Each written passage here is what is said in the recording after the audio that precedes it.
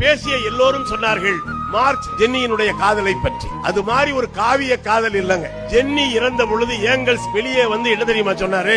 Marks இறந்து விட்டான் என்று சொன்னார். இறந்து போனது ஜென்னி. ஜென்னியினுடைய உயிர் போராட்டத்தின் போது கூட மார்க்ஸை பார்க்க அனுமதிக்கவில்லை. ஜென்னி இறந்த பிறகு மார்க்ஸ் அந்த கடிதத்திலே எழுதுகிறார், ஜென்னியை மட்டும் நான் சந்திக்காமல் இருந்திருந்தால் ஒரு சாமானிய மனிதனாக வாழ்ந்து முடிந்திருப்பேன். காதலிக்கிறது வெட்டி வேலைன்னு சொல்றாங்கல்ல, காதலித்த மார்க்ஸ் தான் உலகத்தையே புரட்டிப்படக்கூடிய அந்த மூலதனம் என்கிற நூலை நீங்கள் எழுதினார். நீங்களும் மூலதனம் போல ஒரு பெரும் படைப்பை படைக்க விரும்பினால் காதலியுங்கள் என்பதுதான் மார்க்ஸ் ஜென்னி சொல்லுகிற காதல். ஜென்னி ஒன்றும் சாதாரண பெண் இல்லை. உலகத்தினுடைய தலையெழுத்தையே மாற்றி எழுதிய காரல் மார்க்சினுடைய கையெழுத்து பல சமயங்களில் அவருக்கே புரியாதான். அவ்வளவு மோசமான கையெழுத்துக்கு சொந்தக்காரர் மார்க்ஸ். அந்த இடத்துல ஜென்னி தான் அதை படி எடுப்பாராம். மார்க்ஸ் அளவுக்கு அரசியல், சமூக, பொருளாதாரம் தெரிந்திருந்தால் தான் மார்க்ஸ் என்ன எழுதியிருப்பார் என்பதை புரிந்து கொண்டு எழுதியிருக்க முடியும். அப்படிப்பட்ட ஒரு காதலர்கள் மார்க்சும் ஜென்னியும். அவர்களுடைய வாரிசுகள் தான் இங்கே கூடியிருக்கிறார்கள்.